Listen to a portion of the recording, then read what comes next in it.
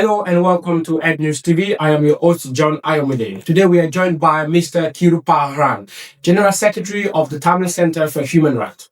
Today we discuss the issues that the Sri Lankan Tamil community has experienced for decades of displacement, loss, and challenging in rebuilding their lives. This conversation aims to focus specifically on the humanitarian realities, the needs of affected communities, and what steps can help ensure justice, dignity, and long-term stability for all. Mr. Kirupa, thank you for joining us today. Hello, John. Thank you. Just dive in for the question. For those of people that are less familiar with the Sri Lanka's recent history, can you briefly explain why the humanitarian challenges Tamil civilians faced during the conflict and after the conflict? I would like to say something briefly about the history of the island. The history, before Sri Lanka was colonized by Portuguese, Dutch, and Britain, there were three kingdoms in the island. That is, one kingdom from the north and east, covering, and the rest two. One was in Kandy, another one was in the south, known as Kotte. These three kingdoms existed before it was colonized. The first it was colonized by Portuguese. All these three kingdoms remained separately and they ruled that place. Then Dutch did the same. When Britain arrived, these three kingdoms were there. But in 1833, they amalgamated the three kingdoms together, saying that it's easy for administration. So all the three kingdoms came into one in 1833. So since then, the problem between the ethnic problem started. It's an ethnic conflict between the Sinhala Buddhists and the Tamil. Tamil, we are nation. We have our territory, defined territory. We have our own language, the culture. All these are there to be qualified as a nation. So after 1833, Britain still remained, and they gave the independence in 1948.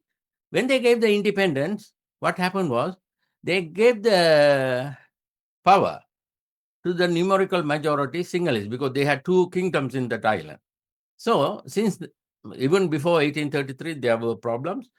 1948 was the peak hours of the problem started about our political rights.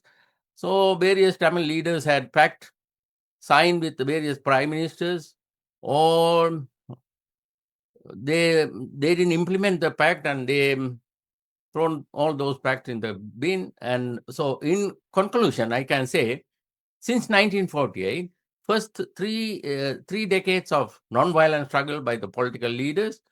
Then it started armed struggle. Tamil militants got together and started the armed struggle. Then that also came to an end in 2009 May. So since then, what is happening there is bizarre. What is happening there is bizarre. When we look at the humanitarian situation, you see, time to time there were communal riots against the Tamils. It started in 1958, and until 2009 there were many riots, and in between many massacres, people were displaced, and there were economical embargoes. Those sort of things happened in the north and east. So when we look at the present situation, Sri Lanka is well known presently because of the flood and cyclone and all that disasters. It has affected the whole island. So upcountry was affected area, in the meantime south, north and east also. But the relief aid, I am in Paris, but in the meantime, what I gather here, there are discrimination among the relief aid supplied to the north and east as well, because it's a Tamil area. So relief aid, actually they are getting a lot of aid from various countries, neighboring countries, India, Maldives, Pakistan, various countries are giving them. For the north and east Tamil diaspora in various countries, they are sending aids, money to rehabilitate and develop those areas. Okay, just talking about the young generations of Tamils community. How is the younger generations of Tamils affected by this long-term instability, and what type of support do they need the most? In fact, you see, 2009 May, it was a real disaster. what happened was it was not the beginning of the genocide. The genocide started against the Tamil from, I will say, from 1983. 83 was the worst period. The communal riots affected the Tamil.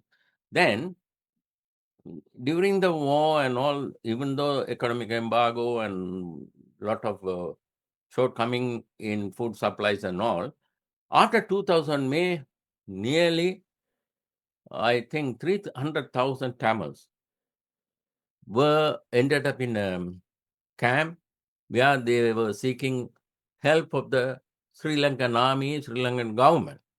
And they actually, I will say, they gave some food supplies and all. In the meantime, the freedom fighters ended up, half of them were killed, nearly 3 to 4,000, I think.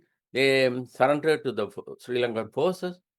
But now, when we look at the present situation, the younger generation is disappointed with what is happening in the island for the last 15 years. The war ended in 2009, but various government has come into power after that. They always say something about the political rights of the Tamils. They say that even before the end of the war, the government was in power. They said they will give the political solution immediately. That time they had 2/3 majority in the parliament, but they did nothing regard to the ethnic conflict affected Tamils. So until today, what is happening is a talk show. Various government, they come and simply pass their time and they say goodbye to the people. But politically, regard to the Tamil, nothing happened in the island. Here I must point out another thing. When we talk about Tamils in the island of Sri Lanka, Tamils from the north and east are people living there for generations, thousands of years. When British colonized the island, they brought some Indian from Tamils to work in their plantation. Those Tamils are living in upcountry. So there are two different category of Tamils. We are native Tamils from the north and east, and there are Tamils in the tea plantation living for hundreds of years. But they also, half of them were repatriated to India. Those who were living there were franchised, and they had a lot of difficulties in the past. Anyway, why I am talking about two categories of Tamil? The government easily tell the people, these people came from India within the last 100 years, not the native Tamils from the north and east. Those Tamils who came to work in the tea plantation. My last point here, you see, when Britain colonized various countries, I will say Sri Lanka, India, Mauritius, South Africa, they have taken also Malaysia. Those countries, same period they brought the Tamils here to Ceylon that time. They took some Tamils from Tamil Nadu to those countries. What happened to those countries, the Tamils in those countries? Today, they are no more as laborers or picking tea leaves in, for example, South Africa, Mauritius, and Malaysia. Whereas these people, even today, they are the people who building the economy of the island. Tea plantation is the number one resources for Sri Lanka to build their economy. But that is not happening here. So this is the saddest part of the Tamil came from India. They are still in their slums and all that and working hard to build the economy of Sri Lanka, but they are not looked after very well. So when we talk about the younger generation of the Tamils from native north and east, some are in real difficulties in the north and east since the war ended. Of course, diaspora is trying to do something internationally. Non-violence was failed. Then the armed struggle also failed. Now it's a question of diplomatic struggle. So younger generation is involved in diplomatic struggle in various Western countries, especially in Canada and UK. So they are meeting people. For example, I am working in the UN Human Rights Forum since 1990. So these days there are 3 sessions in the United Nations Human Rights Council. We attend, we explain. There are resolutions on Sri Lanka. This is the present situation of the Tamils in Sri Lanka. Okay, just for the last question, without wasting your time, is there any sign of progress or positive community initiative that you've seen or you've just heard from somewhere, and the hope for the future of Tamil people? What are the hopes for the Tamil people? To be frank, politically, I don't see any progress made by the rulers of Sri Lanka. I mean, Sinhala Buddhists are the rulers of the country. They don't have any sympathy, or they don't go into the history. The history, what they talk, is all fictional.